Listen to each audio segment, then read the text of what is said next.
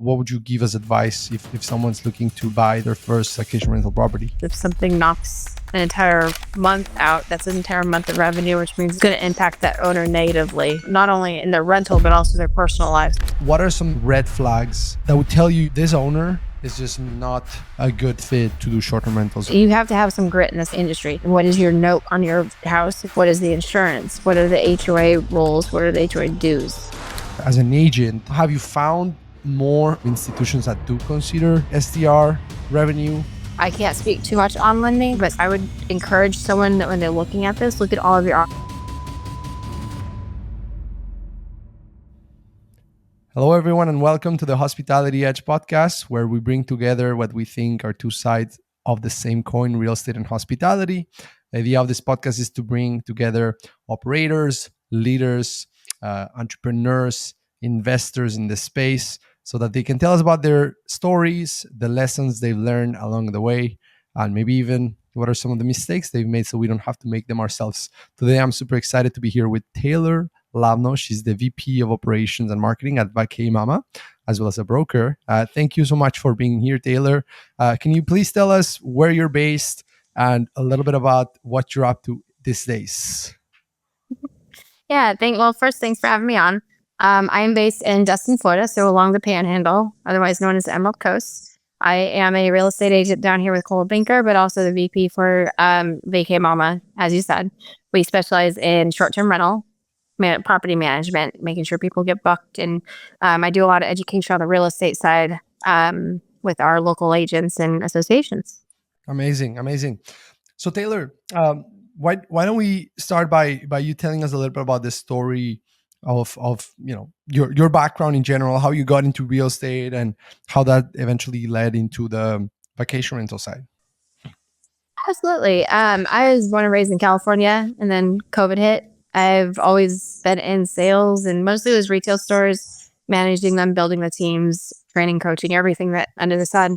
COVID happened, and me and my son moved out to Florida about 4 years ago. And I got on with a property management company and was just supposed to be their admin, was working on getting my real estate license because I figured sales was transferable. But then I noticed that there was a gap between what a property manager does and what a real estate agent does, and then the owner, and then trying to make sure that everybody knew what they needed to know to be successful.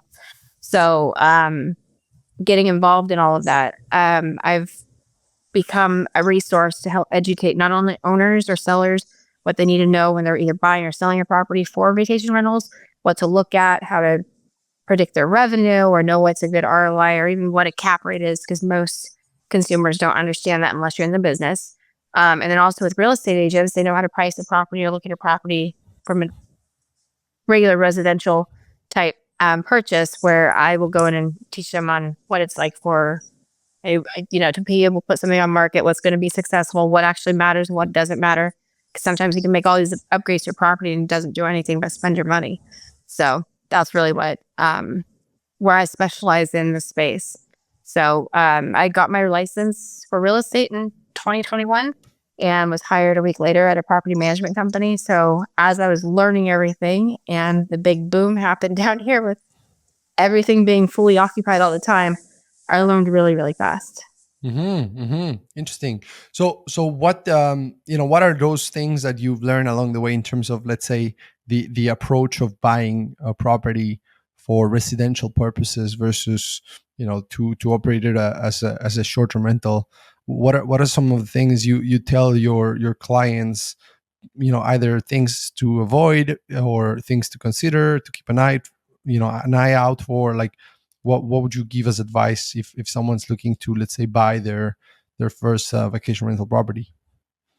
So depending on the market that they're in and what their end goal is, everybody who owns a vacation rental property has a different goal.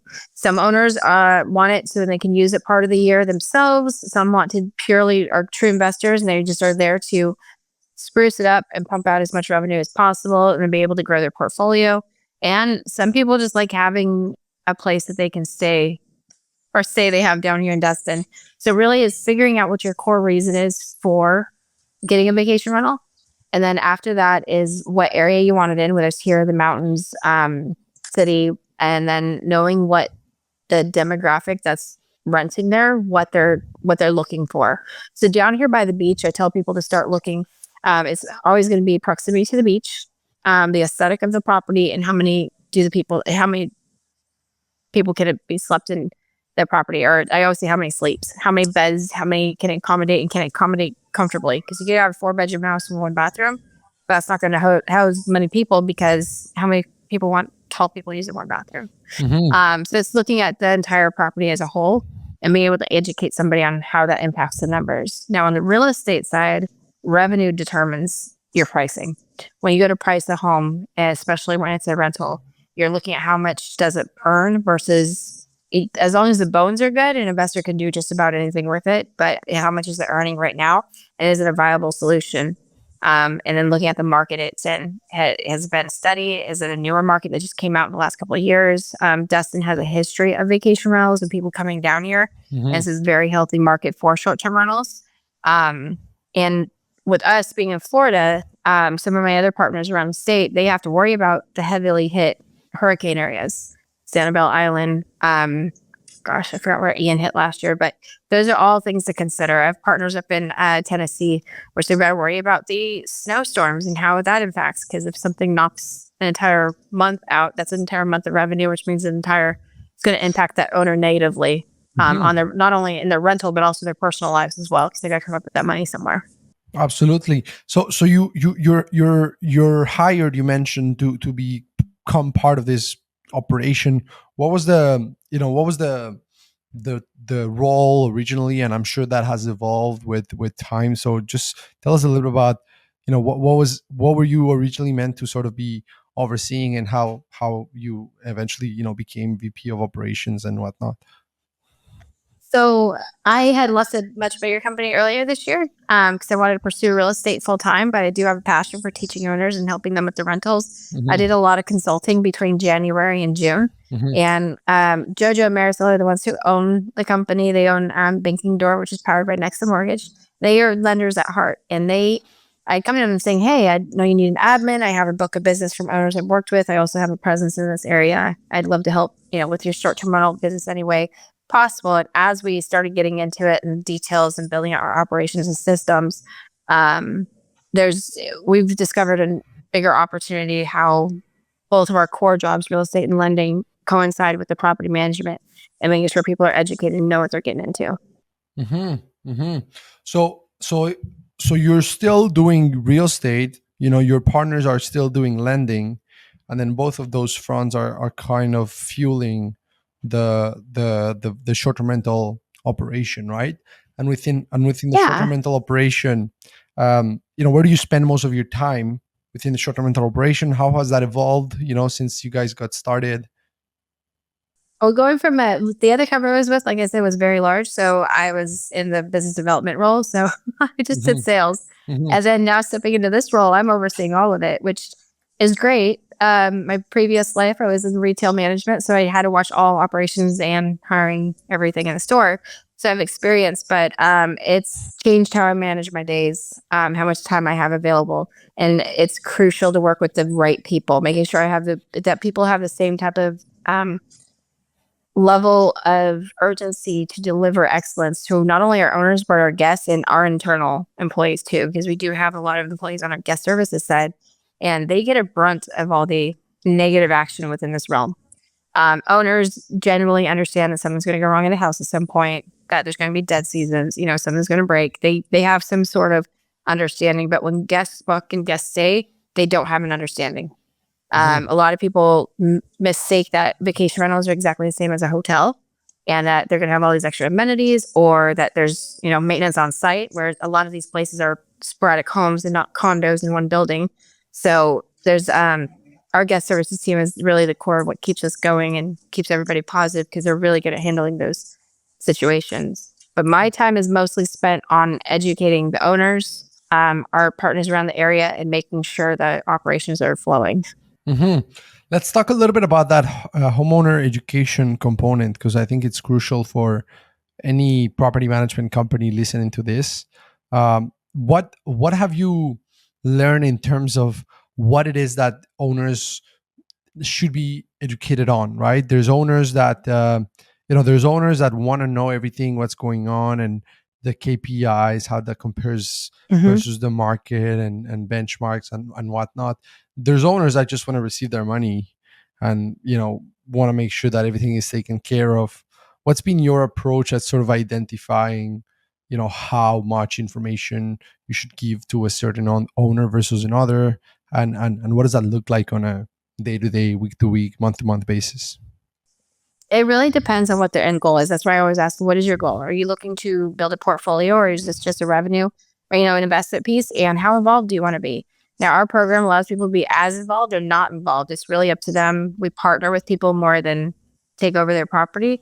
And that's just because of what we also do. Some people really like being involved in talking to the guests or doing their own rates or whatever it might be, or blocking off their own calendar and putting their family in there.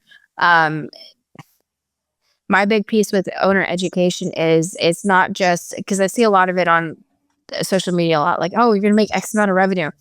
Yeah, but you also have a cost to own. What is your note on your house if you have a mortgage? What is the insurance? What are the HOA rules? What are the HOA dues? What else do you have to have in there? Like all of your people don't usually think of how many linens and spoons, forks, knives, all of that stuff. Those are all business expenses because you're running a mini business out of these. It's not just family and friends coming to stay for the weekend or for the summer, and everybody's doing their best to treat everything right, of course, but there's stuff that's going to break, there's stuff that's going to go missing. And because you're providing a service, you have to replenish that. And a lot of owners I've met with forget that. Or in the off season, I get them like, oh, we wanted to suspend all of our utilities. I'm like, that's not how that works. Like, you have to keep them on. Utility companies don't let you pause for 6 months until you get renters again. So there's a lot of education on what a total cost to own is, what it looks like. On average, I was taught from my mentor that an easy, very generic way to say your cost to spend is going to be between 8 and 10% a year for maintenance. Because unless you have like a couple of appliances go bad, then you might be a little higher. And then maybe you just replaced all your appliances last year and you'll be easy going this next summer. But expect to set that aside. So if you have to replace a bed or replace a dresser or a TV or the fridge goes out, you kind of have some sort of idea of what to Mm-hmm. spend. My biggest comparison for those who are brand new to it is with a Christmas tree farm. They make all of their money from Black Friday all the way to December 25th, 24th. That's the entire year they make all of their money. So down here, we are very seasonal. We have spring break is a couple of weeks. Then from Memorial Day to Labor Day, it is jam packed. And then after that, everything's icing on the cake. And we're going to hope we get some reservations because we're just not a destination in the off season. So all that money, don't splurge it because you've got another 6 months you've got to spread that out over. So that's usually where I get the, oh, wait, especially since 21 and 22 happened. And we had back to back just amazing years in revenue. And it was booked all year in 21. That's not normal here. So now that we're setting back into normalcy after COVID, it's re-educating people on what an actual trend is and what the seasonality is and how else to use their rentals besides just vacationers. Mm-hmm. Mm-hmm. So to your point, I mean, there's I'm sure a lot of people that are coming from the long-term rental side of things and maybe are exploring short-term rentals as a property management company, trying to set those expectations with those owners. Like, what are some things you would say are red flags that would tell you, what, this owner is just not a good fit to do short-term rentals. I rather tell him this is not for you. There's definitely, I mean, there's not everybody's going to be fit for everything. And not every property, even if it's able to be short term rented, is made for short term rental. My grandma once said that just because she can put on a bikini doesn't mean she has to. Like, there's just certain things that you don't have to do, even though you can. So when it comes to owners, if I always ask them, do you feel lucky? Do you like to play poker? And if it's absolutely not, I don't like risk, this is horrible. Do you watch the stocks? Do you invest in stocks? If you're okay with that kind of up and down short term rentals, you'll be able to. You have to have some grit in this industry. We've got homes that'll sit empty, and then all of a sudden we're getting bookings just 2 days out, and that owner has to be okay with the last minute stuff. Where long term rentals, you've got somebody in there for a year. Each industry or each type of rental is going to have some sort of damage or maintenance and that kind of thing. That's just part of having a home, even if you live there yourself full time. But Long-term rentals is more steady and safe. It's a lower, you're going to get less money that way because you're charging for a long-term rent and you're not furnishing your property. Where short-term rentals it's a gamble at sometimes. Now there's different areas, like I mentioned before, Tennessee. They have summer season and winter season people come out.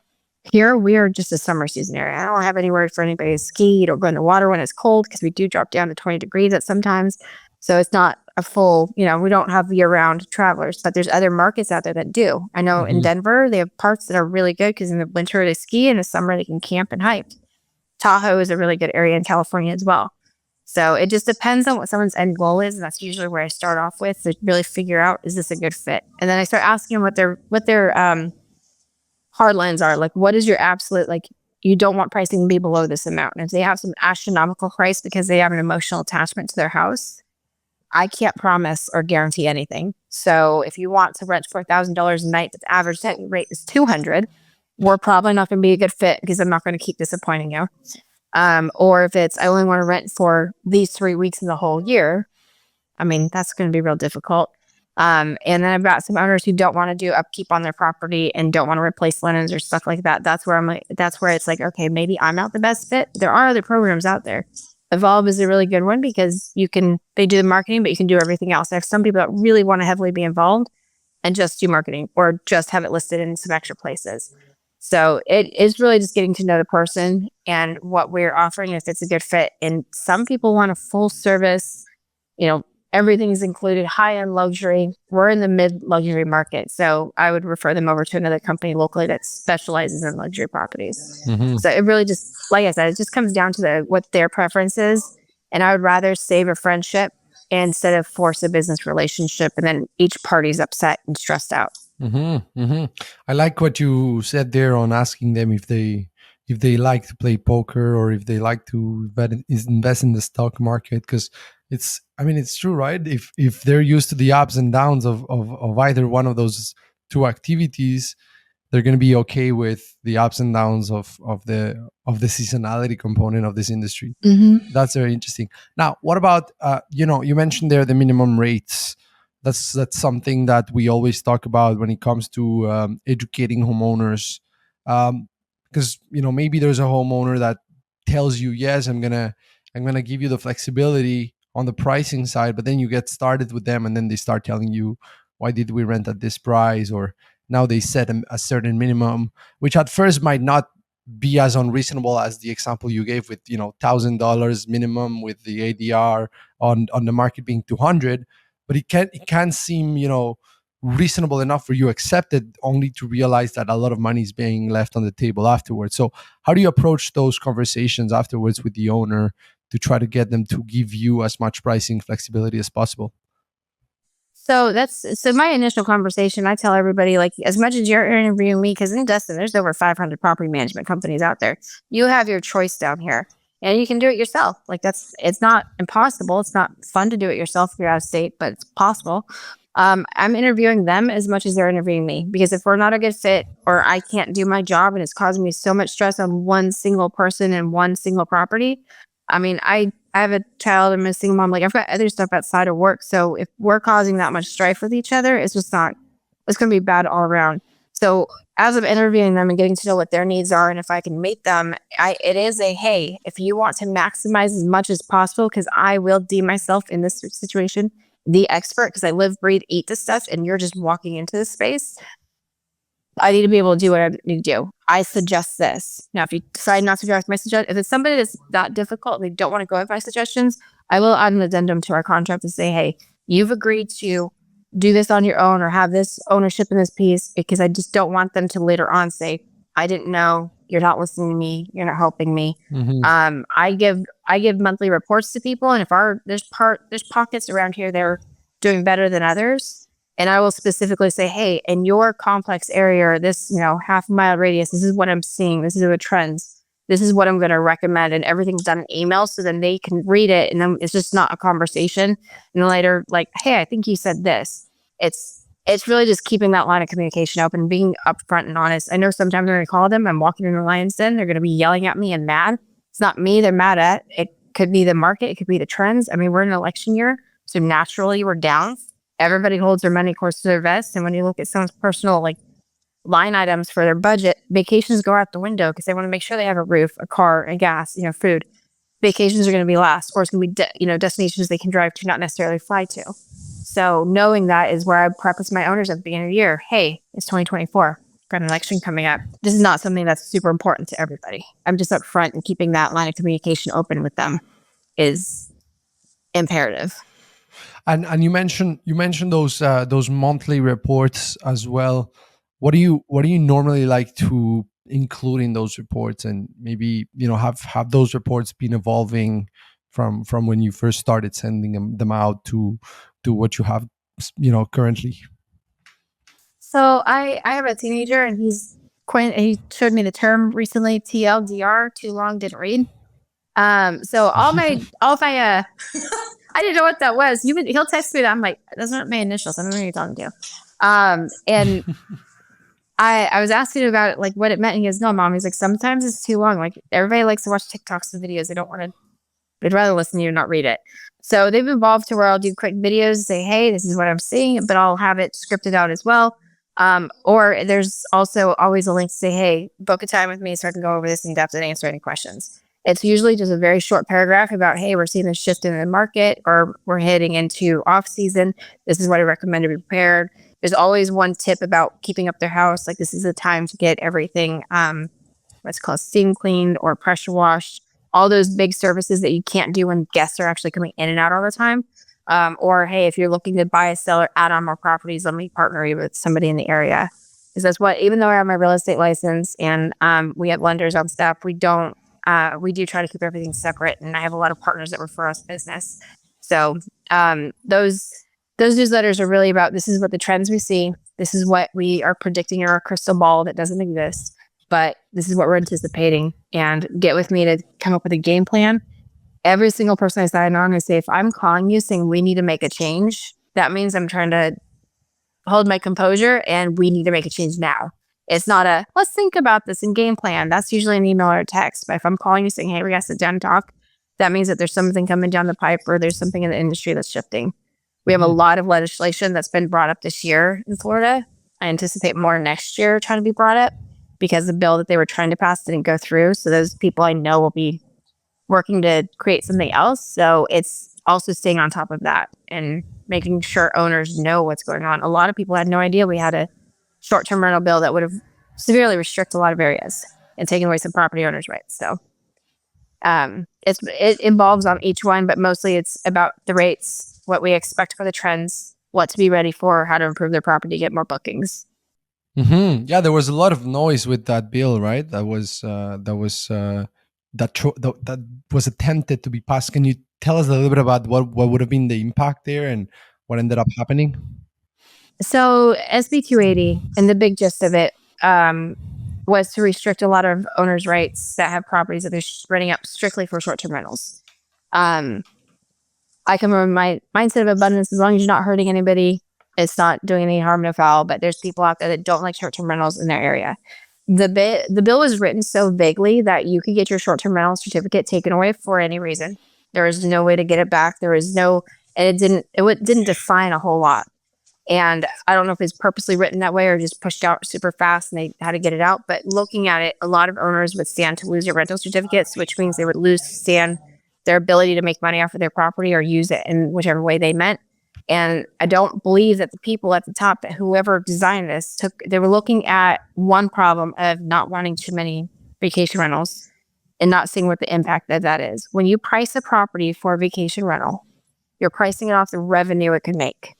And vacation rentals 9 times out of 10 are more expensive than a residential house or somebody who's using it for long-term rent.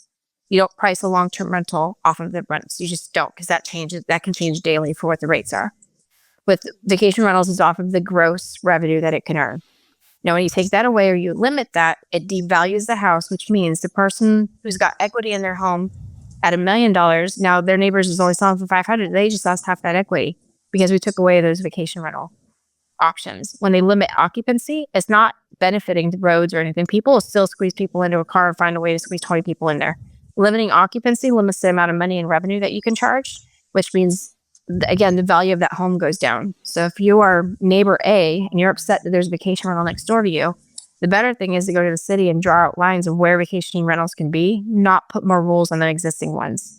That would be more conducive to meeting everybody's needs. But it was just more rules on what an owner can do with their own property.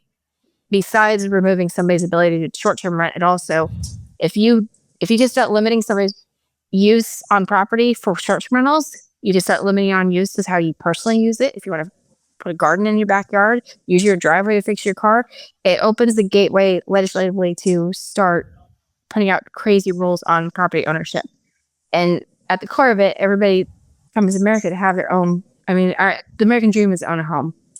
And when you start putting rules on what you can do with your home, that kind of hinders the core of our dream. So that's where I was like, hey, if we put this one rule in here, it opens the gateway to put all kinds of rules. And then it's like we have a mini HOA with the state, not just locally in pockets.